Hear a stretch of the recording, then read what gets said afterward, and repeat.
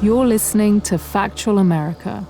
This podcast is produced by Alamo Pictures, a production company specializing in documentaries, television, and shorts about the USA for international audiences. Subscribe to our mailing list or follow us on Instagram and Twitter at Alamo Pictures to be the first to hear about new productions, festivals we're attending, and how to connect with our team. Our homepage is alamopictures.co.uk. And now, enjoy Factual America with our host, Matthew Sherwood. Welcome to Factual America, a podcast that explores the themes that make America unique through the lens of documentary filmmaking. We're brought to you by Alamo Pictures, a London-based production company that makes documentaries focused on the U.S. from a European perspective. Now, here at Alamo Pictures and Factual America, we're all about searching for truth in a post-truth society, which is easier said than done. So that brings us to our topic for today, which is, I hate to say it, pains me as an American to talk about gun violence and all the issues around it in the United States. I don't know what it is. We seem, it's obviously a problem. It's an issue that does, in a lot of people's minds across the world, define the U.S. in many ways. It is a problem that rears its ugly head, not just periodically, as a scan of the stats would show you. I think it's it's increasingly a problem even, and yet as a collective culture nation, we seem uniquely incapable of doing anything about it. So that brings me to our guest today, Professor Peter Squires. Peter is a sociologist by background and professor of criminology and public policy at the University of Brighton. He's written a raft of publications that, among many things, put gun crime in a global context. He's self-described himself as a relatively obscure British academic, but he's anything but, I would say, as someone who lives here in the UK. He's sought after by international media, participates in debates. You might have seen him in HuffPost. He's gone mano a mano with Wayne LaPierre from the NRA, the chief exec and executive vice president. We may talk a little bit about that later. And he puts his money where his mouth is. So he works with various police organizations in the UK, including the London Met, and has served as a borough councillor. So without further ado, Peter, welcome to Factual America. Good to meet you. Thank you. It's a pleasure to meet you. As you know how we roll here at Factual America, we ask all our guests, even those who are not necessarily documentarians or filmmakers, to pick or select a film that will, at the very least, serve as a backdrop for the conversation we're going to have. Now, you've picked 3.5 minutes, 10 bullets. First of all, I want to thank you for picking that. I hadn't had a chance to see that until this last week, and if you haven't seen it, I highly recommend it. You can find it on Vimeo. It came out in 2015, won a special jury award at Sundance. What we like to see here at Factual America and Alamo Pictures is that it's directed by Marc Silver, who's a British cinematographer and director who brings a uniquely British and European perspective to the story. You may also know him for directing Who is Diane Cristal in 2013, which starred Gael Garcia Bernal. So, Peter, maybe you can tell us a little bit why you chose this film, or why you use it as part of your teaching. I've often used documentary films, with classes of students, and what I particularly liked about this film, it's powerful. And just as the title says, in 3.5 minutes, so many people's lives changed around the firing of 10 bullets into a car. But I like the way the story around the incident builds, and it's useful in class because I take the students, I show them the first 50-odd minutes of the film, where we get all the evidence, we get all the perspective, we see the trauma of the victims, and then the jury goes out. And I like to ask students, what verdict do you think you would reach? What were the most compelling pieces of evidence? What verdict would you reach? And then I try to trick them a little by saying, well, what do you think an American jury would decide? Oh. And would it be the same as an English jury? Yeah. And sometimes that throws them off, and it opens up some of those incorrect assumptions we might make about transatlantic justice. Yes. No, I think it's a very good point. And I think the audience itself, even if you're not in Professor Squires' class, you're asked to sort of do the same thing. You're watching the film and you're in your mind, you're weighing up the evidence. He doesn't take a particular slant from the very beginning. He just presents it so that you can come to your own conclusions. Maybe for those who haven't seen it, could you give us a sort of a brief synopsis of Yeah, sure. the film? It all happens on a gas station forecourt. A white guy and his wife pull up to go to the store that's at the gas station, and the guy is, I think, filling his car. Another vehicle pulls up adjacent to his with 3 young black men in it. They're playing what's described as very loud rap music. The white guy seems to take offense at this. You can see this on the gas station CCTV system.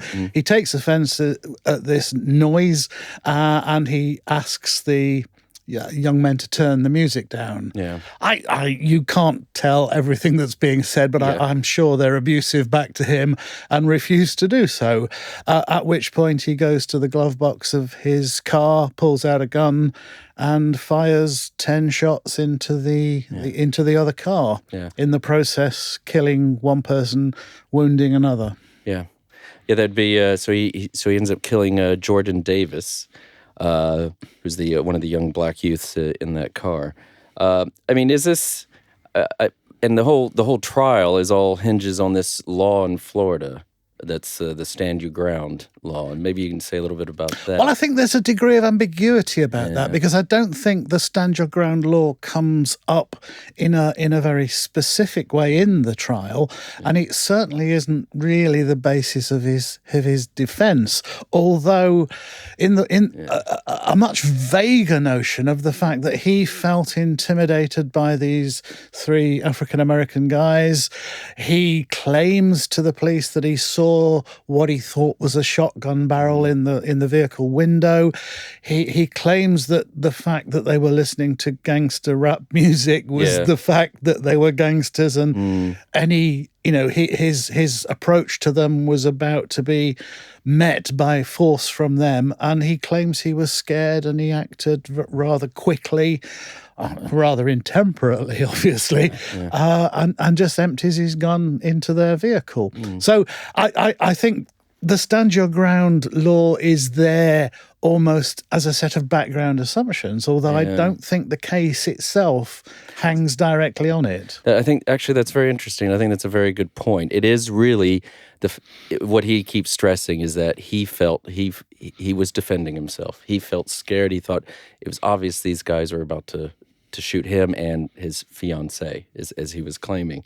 And that is in a sense part of the defense that someone claiming the right to stand my ground and defend myself would do. But he doesn't quite make that explicit, which I think is interesting, the way in which a law, and we've talked earlier about whether it was badly or clearly drafted, the law exists, but a whole set of half understood assumptions circulate around it, which influence people's actions. Yes. Yeah, I think that's a good point. I mean, just to say a little bit more about the film too, is like any great documentary, it deals with so many different issues, and there's issues obviously of race here, there's issues of even faith and religion and the mass media and these things. So do highly recommend. I mean, I guess I was looking at this, depending on your definition, this could count as a mass shooting. It's always dangerous here when we start getting into statistics on this subject, and as an American, I have unique sensibilities on this. But I know the Gun Violence Archive, which is a nonprofit, defines a mass shooting as 4 or more people. So I guess if it's only 3 in the car, maybe it doesn't count in this case. But 4 or more people, excluding the perpetrator, are shot in one location roughly at the same time. Now, I know for those of you who might getting a bit bristly out there, the Washington Post and Congressional Research Service define it a little more narrowly. You have to actually be killed in order to count as a victim, but that seems like a pretty good definition to me. If I don't know, as a layman, And what I was surprised to see was that up through latest data go through 24th of September of this year, and we've had 334 mass shootings in the United States. Okay, some of those are murder-suicides, but there you go. That's that's still more than one per day. And we're talking about 377 dead, so that's obviously more than one per day and over 1,300 injured. And notably, in August alone, we had Midland, Odessa, and El Paso in Texas, and we had Dayton, Ohio. I had another spin on that, actually. Do you? I recently went to Tucson for a gun violence conference, and while there I went to Tombstone, where you can, three times a day, you can watch the gunfight at the OK Corral performed by actors in front of you. And what always intrigued me, that 39 movies have been made that feature the gunfight at the OK Corral.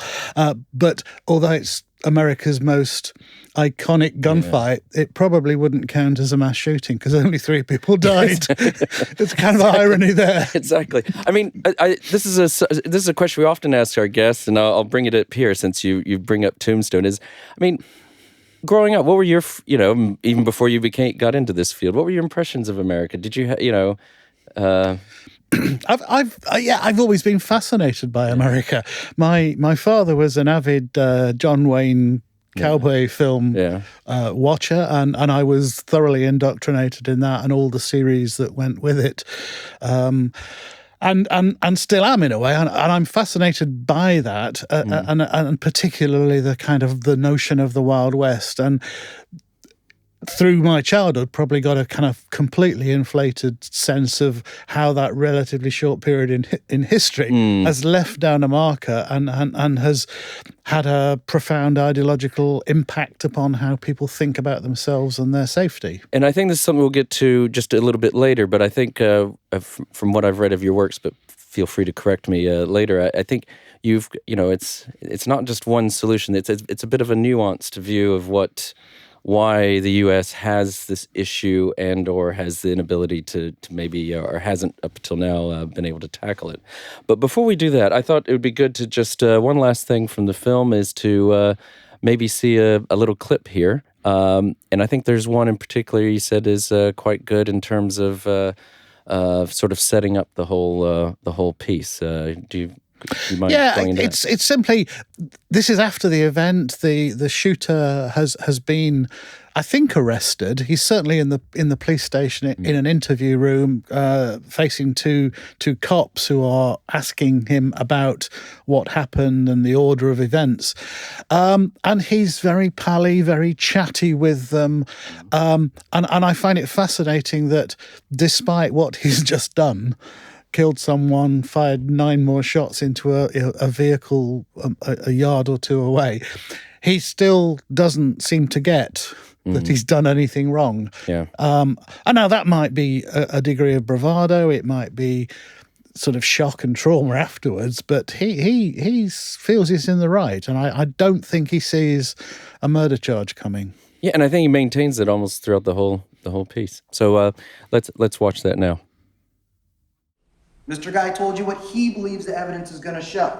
What Mr. Guy didn't tell you is that Jordan Davis threatened Michael Dunn with a shotgun barrel sticking out of the window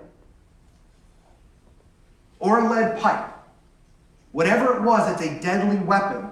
We're not here to change the laws. We're not here to say anybody deserved to lose their life. But under the law, it's justified. And Michael Dunn had every right under the law to not be a victim, to be judged by 12 rather than carried by 6. That's law, and that's justified in the great state of Florida. What's going on with your life that... Oh no, my life is great. Life is That's great? what I'm got a place on the beach. I got a great job. I got a great girl. Mm-hmm. We just got a little puppy. I mean, the way I see this was I was scared for my life, Mm-hmm. and I fought back. Mm-hmm. And you guys are seeing this as murder. Do I need to get a lawyer? I mean, it sounds like I'm in deep shit. All right. I think that's a very good piece, and really does help set up the whole story there. I think let's then move into some of these really meaty issues that we're hoping to discuss today. First of all, why are mass shootings, gun violence, why is it so prevalent in the U.S.? I think there's a few things we could even discuss there. For our listeners, some are U.S.-based, some are European-based. You could contrast the whole gun buying experience in the U.S. versus, say, the U.K. or Europe. Europeans think you can just pretty much people sell guns on the street left and right in America. You might argue it's not too far off from that. There are some Americans who would probably think that not even the French army is allowed to have guns, and I know, having lived here, it's a very different story. So maybe if you could maybe lead us through that about, and we know that there are other countries where there's high levels of gun ownership, but they don't have this problem. So maybe you could say a little something, what your research has shown you.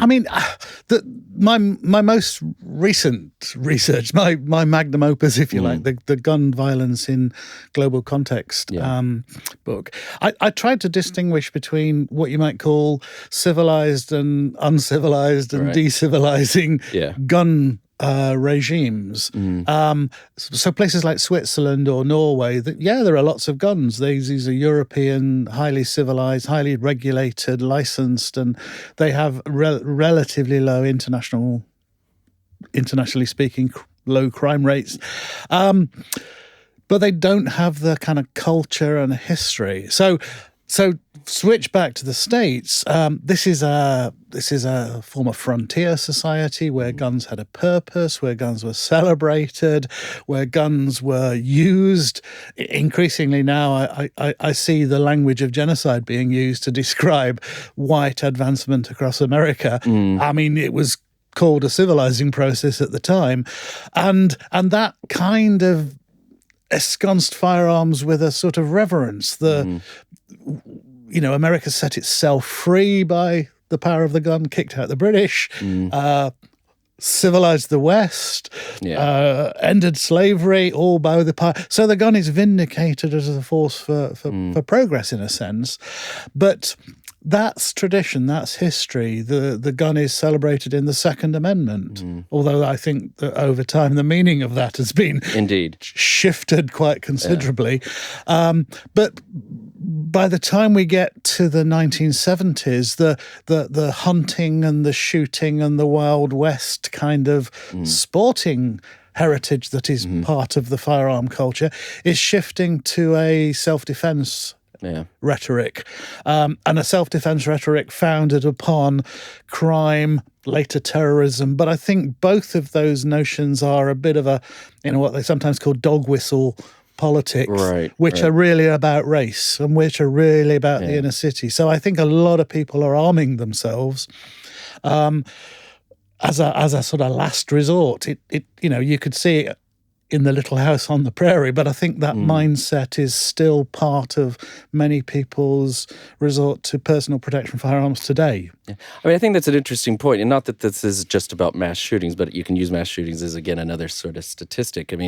They were very, very rare, like they are in other countries, up until sort of the 70s, 80s, and have really taken, not taken off, but, certainly the frequency is much more prevalent in the sort of 90s. And I saw that and also in terms of their the gravity, in terms of the number of fatalities, I think the top 9 worst or 10 worst mass shootings, more than, I think, all but 2 were since 2000, Yeah, you can't take the gun out of the picture. And I think there's an upstep in gravity and seriousness when we're starting to talk about semi-automatic firearms, the high caliber pistols, large ammunition magazines. I think the second step comes around 2000 when we see increasingly mass shootings perpetrated by what we now call assault rifles. They do what it says on the tin. They are incredibly lethal, and the biggest mass shootings of late have all been perpetrated with assault weapons. You mentioned Scandinavia. Obviously we know there was an event in Norway not too long ago, in Switzerland, but these are very homogeneous societies. Do you think it's easier in societies like that to sort of regulate this? And, in the U.S., maybe that's the flip side of sort of the race issue. I don't know. I think it comes down to an issue about political culture. I think homogeneity of the population is an important issue, and that's why in some of these societies which are beginning to get a bit of the Islamophobia that we're seeing across Europe, some of that might be breaking down.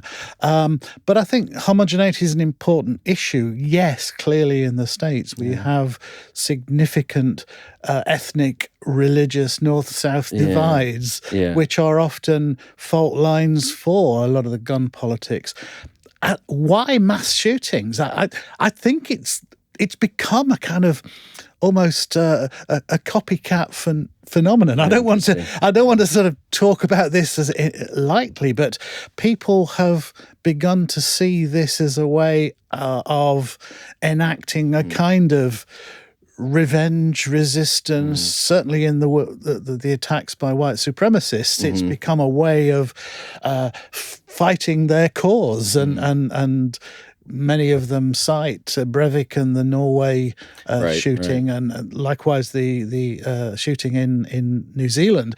So they reference one another. They produce podcasts, they have diaries, they have money. So it's become a way of effecting a kind of grief or a resistance or a revenge, and in a sense, a way of doing it. I think I coined the phrase "dark celebrity" to capture. In an X Factor world, people could become a dark celebrity very quickly by a horrific act against society. But I thought, and again, do correct me if I've got the wrong impression, but I think something you wrote was about how these perpetrators, something about they're it sounds cliche, but they're loners, and something about how the difference between American society and maybe other societies, where if you start seeing someone who's having these sort of mental breakdowns or whatever's there's a more of a support system. Is that, could you say something more? I think the issue of community mental health support is certainly a factor.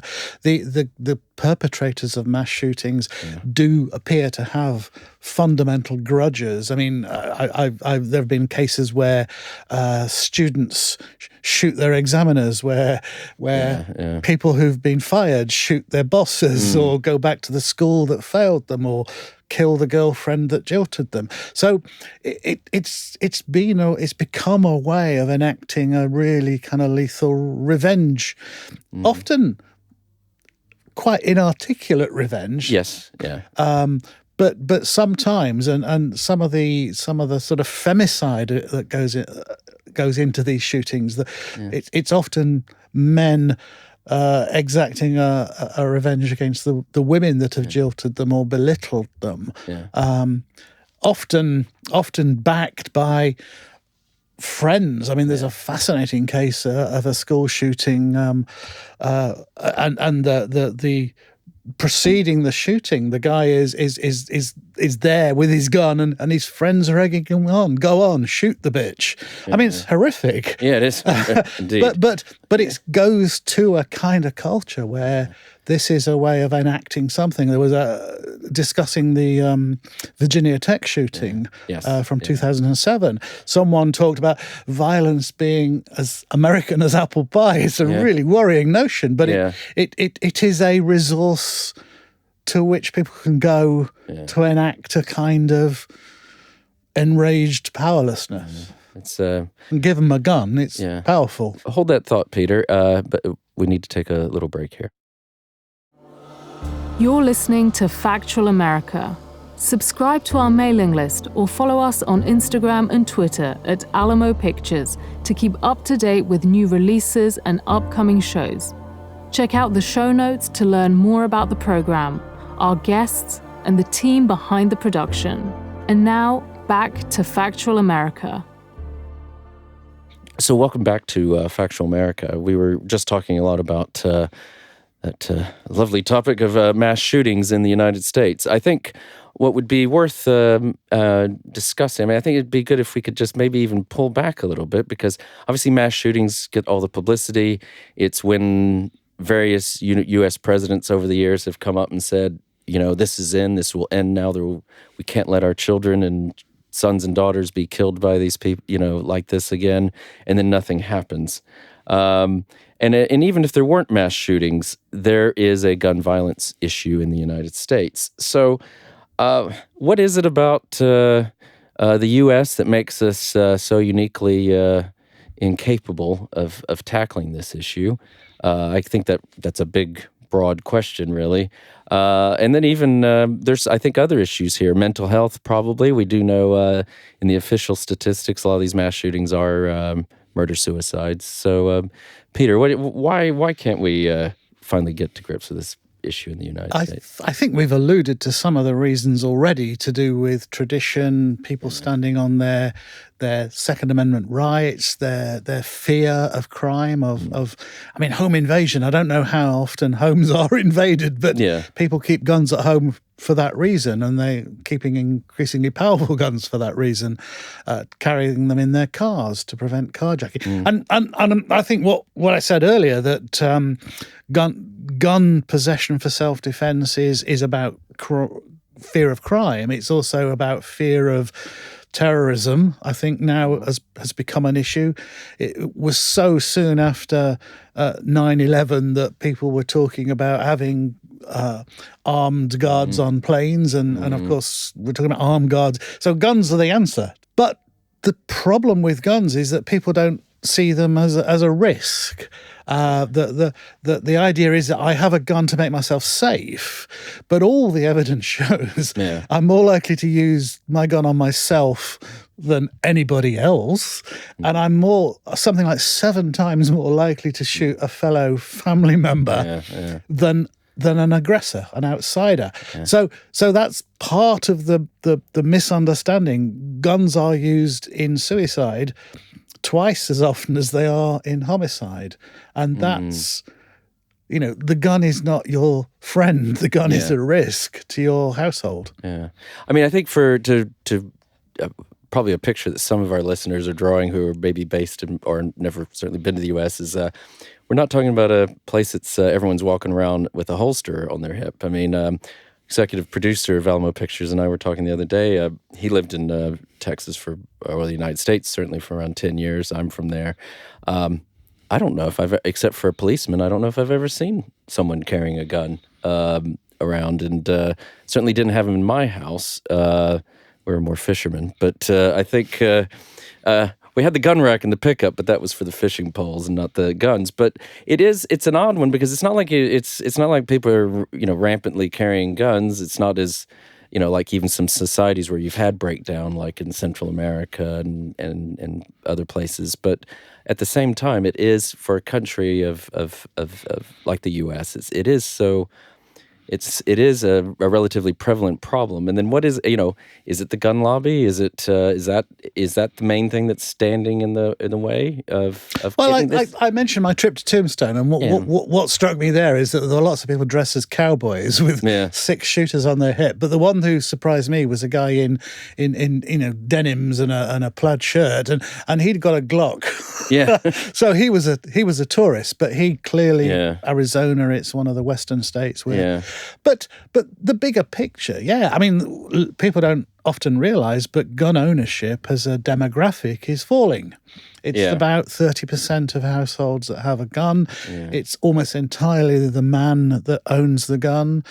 Something like 85% of the guns owned in America are owned by men. But this demographic is falling. What's also interesting is that the people who own guns are buying more of them. And I find that a fascinating thing. Yeah. How do you persuade the guy who's already got 6 guns to buy the next one? Yeah. And I think that's been the marketing strategy of the gun industry for the last 20 or 30 years. I talked earlier about the uplift from revolvers to semi-automatic pistols, and I did a study on the marketing of those.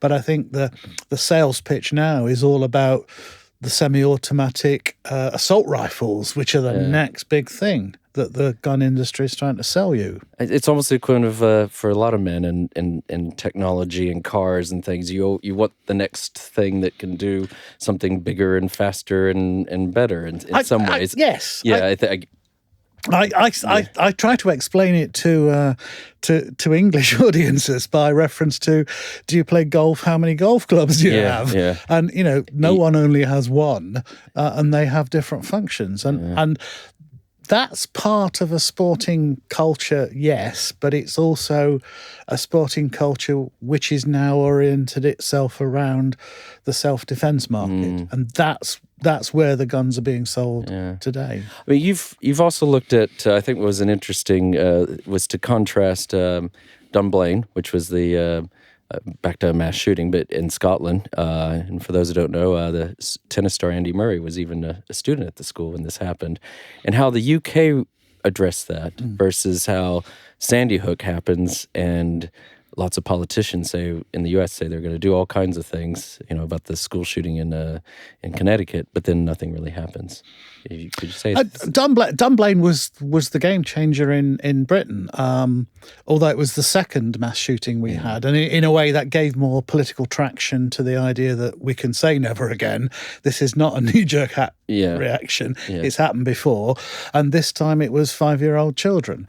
But the political system initially tried to respond to Dunblane by setting up a judicial inquiry that would look at the evidence and very British, take both sides, the gun lobby and the gun control movement.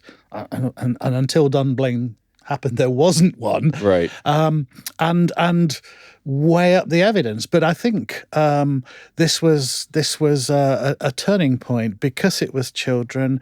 The horror and outrage, the generation of a political campaign, the Snowdrop campaign about handgun ownership, and I think it also was a unique opportunity because Tony Blair, who at the time was leader of the opposition, was seizing the moment to be seen as make Labour the party of law and order, and interesting. Took the issue, and it fitted in because we were just coming up to a general election, so Labour seized the issue, but there was such a groundswell of sort of horror at the idea that a grown man could just shoot children like shooting fish in a barrel. That even the outgoing Tory government legislated a ban on higher caliber firearms, and when Blair came in, he completed that, and 2.2 pistols were banned as well. So it was a conjunction of circumstances, but accompanied by an idea that a political fix ain't going to do it this time, right? And public opinion was well in support of the handgun ban, and when it comes to a question is people's right to play Dirty Harry versus children's safety in school, it's a no-brainer, and I think that was the way it was presented. I mean, I wonder if things are we've been here many times before, as we've said, but if the tide might start to be turning in the U.S. I mean, I know in social media a few days ago there was a lot of uproar. The Target, the big retailer in the U.S., announcing that besides its managers, all employees at all of its stores were going to get training on how to deal with a mass shooting or a violent incident in their stores, and that's caused some uproar about, is this some no one should have to go through that kind of training, and I guess it gets me to the point if we could change some U.S. law or give you a U.S. passport, make you a naturalized American citizen or something. You were president. I mean, what are the solutions, do you think, to this? Well, I had a lot of hope and expectation that the kind of package of gun control measures that the Obama administration were trying to push through the Senate would get some political support. When there's a mass shooting, you see a kind of groundswell of public opinion for something to be done, but that seems to have a fairly short shelf life. It sort of goes away. But a number of those proposals filling the gaps in the national instant check system, making sure that people with mental health hospitalizations cannot access firearms, because there have been a number of major mass shooting incidents perpetrated by people who really ought not to have been allowed a gun. Right. Irrespective of their felony record, they were mentally unstable. They bought the gun this goes right back to the Brady Law and the attempt on Ronald Reagan's life. Yes. Yeah. So I think filling those gaps, establishing a better licensing system. I know some states go further than others. We've got a patchwork quilt. So it's hard to generalize. State by state, yeah. But there are real issues in some of those states that allow secondary sales to go relatively unsupervised. Yeah. And again, that was part of the Obama package to have federally licensed dealers oversee secondary market sales. So I think there are lots of little developments, and I think to empower the ATF to do proper searching, because according to the law, the ATF cannot store gun records on a computer system. So it's hamstrung by the idea that everything has got to be a paper check, which slows weapon tracing down enormously. And it's the fear, because I know a number of people on the gun lobby side think that if you register guns, if you license them, the state will know where they are, and it's one step more towards confiscation. Right. So they have a fear of that. But it seems to me to disempower your government law and order agencies in the way that currently they are is crazy. Yeah, and I think, but maybe the sort of the hope is, as you were describing earlier, is this sort of the demographic trends that we're seeing in the U.S. and this fall in gun ownership, at least in terms of the numbers of households. We do know that those households who own them are owning more, but you maybe it's a, I hate to say it, but it's almost a waiting game, and you get to a point where you've had enough of a demographic shift that you finally have enough politicians who will be able to put the steps in place that will at least help address some of these issues. Yes, I think it's an issue that's moving at glacial speed. Yes, but indeed. it's a demographic one. What's interested me of late has been the gun industry's attempt to find new markets for guns, particularly a market amongst women. I mean, that's an untapped market. So you can buy a pink assault rifle or They're so condescending, actually, but anyway, but maybe it works. But that point, or smaller guns that can fit in a purse and the accoutrements for concealing them around the body. So looking for new markets is one thing, but I do think, and it's certainly since the Parkland shooting in Florida a couple of years back, I think the emergence of a more articulate youth campaign that points to a demographic that feels let down. I guess we've been here before. Feels let down by politicians and the sort of inertia, especially in the Senate, it seems to me. Yeah. I mean, even Trump looked like he was wavering for a while on some gun issues, the bump stocks, but I think he got stomped on pretty quickly by his NRA advisors. Yes. But there seemed to be a chink there. A number of companies were disinvesting from gun-related products. So I think there's a slow burn issue here. The NRA membership is white, getting older, suburban, and it's shrinking. One of the consequences of that ideologically is that they become much more partisan, much more extreme. Yes, yeah. But I think that's also a sign of its decline. Yeah. I think what we're going to do now is, on that note, is actually, since this is a podcast that references documentary films, I think we're going to see another scene from the film. What do you think, Peter? Is this one where Michael Dunn, who's the shooter, who's, well, I won't give away the ending, though anyone probably already knows the ending.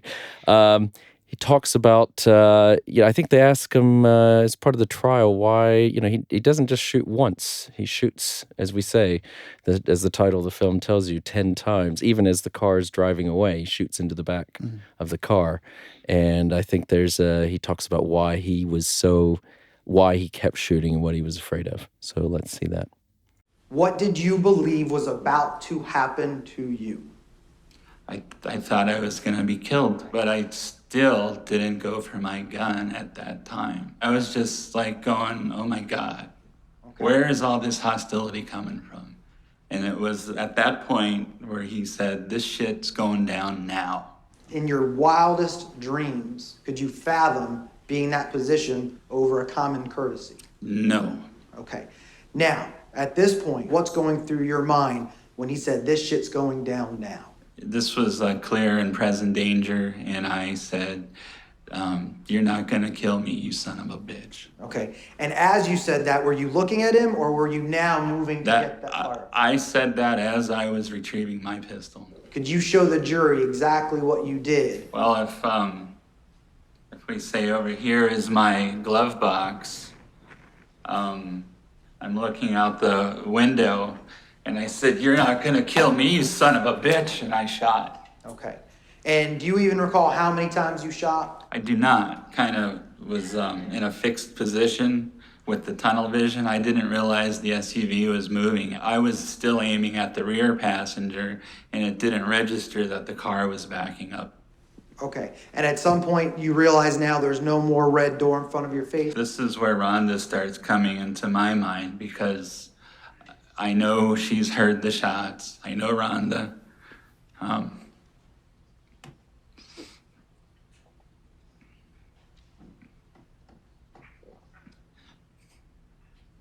It wasn't just my life I was worried about, no. And at some point now, do you see that SUV actually drive towards a different direction or try to drive away? It did, and this is where the now they're back in line with, if they fire on me, they'll hit the front door, and this is where Rhonda comes out. What was your purpose of firing towards the back of that vehicle? Were you I was worried about a blind firing situation where they would, shoot over their heads or whatever and hit me and Rhonda. I stopped firing when it appeared that the threat was over. Okay, welcome back to Factual America. At the break, Peter and I were talking, and he sort of gave something away here. His $64,000 question is it's a phrase that gets used a lot in this country. Of if he himself lived in the U.S., would he be a gun owner? I'm going to say something about that. That's a real dilemma. I've never owned a gun in the UK. I've taken part in shooting competitions when I was much younger in the cadet force. Yeah. I thought it was quite a boring thing to do. I'm not very keen on hunting, shooting things for fun, and I find the whole grouse shooting elite culture thing quite sickening. But I suppose it would be a question about where did I live in the States and how confident was I about the ability of the police to get there on time? Because I know that there are these slogans, when seconds matter, the police are only minutes away, and all of that, and it does raise a predicament. So I wonder. I mean, maybe not in one of the big cities, but maybe if I lived out in the wilds, some protection would be sensible. I know I'm havering here. I'm not sure. A friend of mine came over recently who lived in Florida. It was an ex-cop in Florida.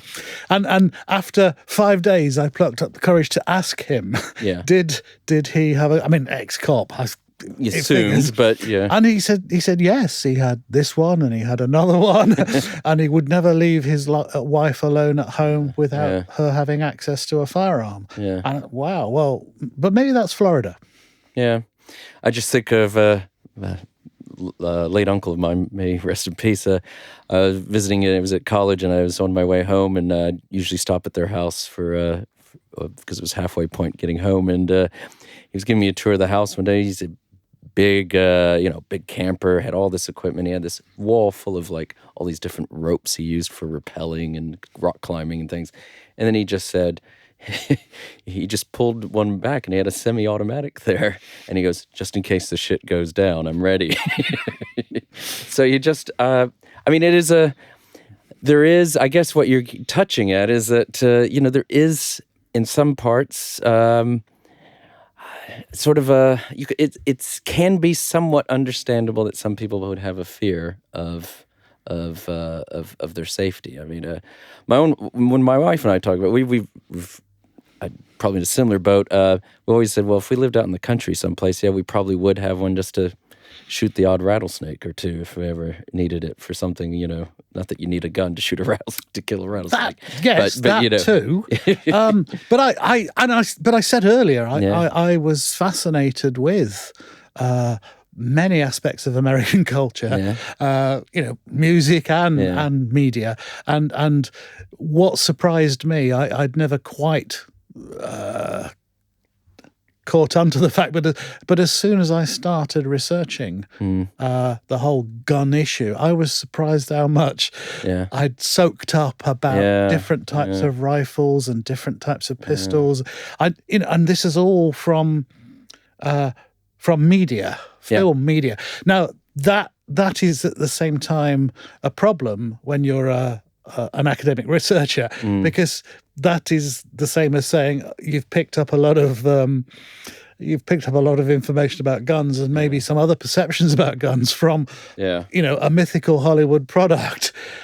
Which is why I like to try and keep it in the real and talk about the kind of dangers, the risks associated with firearm ownership. I mean, I mentioned earlier, I'm havering here about the fact of, would I want to own a gun if I lived in certain parts of the States? But at the same time, I know on a logical level that gun is a risk. It's statistically more likely to be a risk to me than an asset to me. But knowing that, we have as humans a tremendous ability to not take in those bits of information that we don't like. Well, maybe on that note, I think it would be maybe this is unfortunately we're going to have to maybe give it a wrap here. But Peter, it's been a pleasure having you on the Factual America podcast. Really do appreciate that and your insights into what a topic that can be. It's a serious topic and one that people do need to, people with much more influence than you and I have need to get to grips with. I'd like to give a shout out here to Spiritland Studios, who for their great hospitality. Also, if you want to keep track of Peter's academic work and his research, he's got a website, petersquires.net. He's going to be upset with me because now he's got to go home and update it. And please check out the eponymous website also of Marc Silver, the director of the film 3.5 Minutes, 10 Bullets, which won a jury prize at Sundance in 2015. And please remember to like us and share us with your friends and family wherever you happen to listen to podcasts. And without further ado, this is Factual America signing off. You've been listening to Factual America.